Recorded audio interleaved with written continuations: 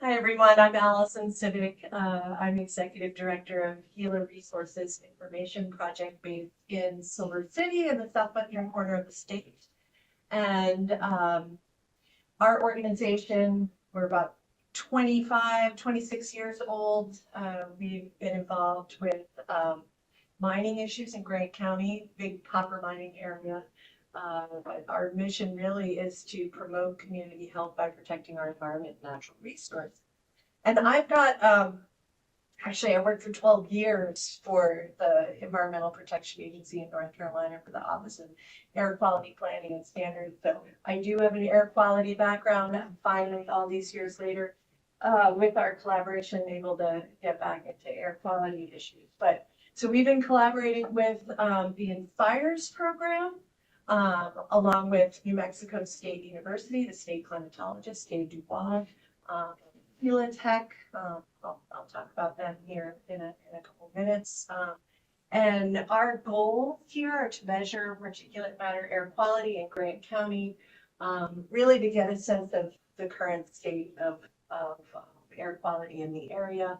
We also want to improve air quality and then really be able to communicate real-time air quality information to Grant County residents. We have the third highest adult asthma prevalence rate in the state.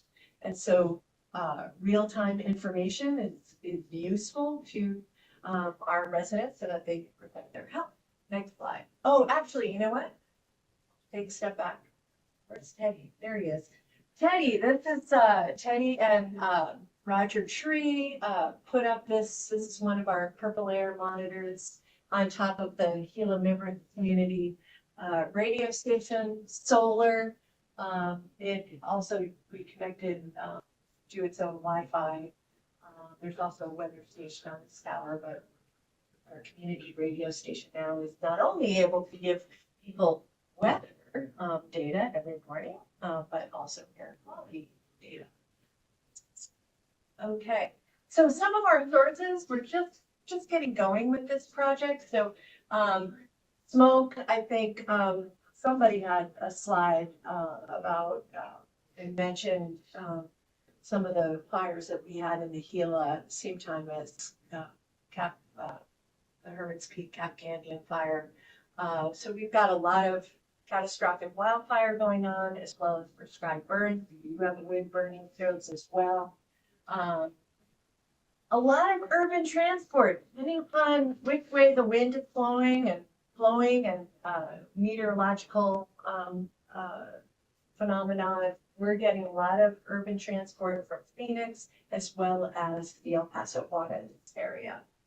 And then, as I mentioned, we've got mining, a lot of unpaved roads. This is the recent dust event. This is, I don't know if you can really tell from back in the room, but this is dust getting picked up off the tailing at the Chino mine. So wind was gusting about 30, 40 miles per hour.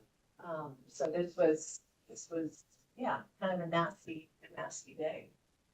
Next slide. So right now we are just about done with deploying 10 purple air flex sensors, measuring PM 2.5, and as Cuddy told us, the extrapolation to PM 10 really is not very good data. So I'm hoping we can figure out how we're going to look at, fugitive dust issues in the county. We did collate our 10 samplers to federal reference method monitors down in Las Cruces at the Environment Department. They don't have, I think they only have one station on the border that's PM 2.5 and PM 10, but basically we had to collate for 2.5 in Las Cruces and then PM 10 in Denver. So not perfect, but we didn't pick up the same events that were going on.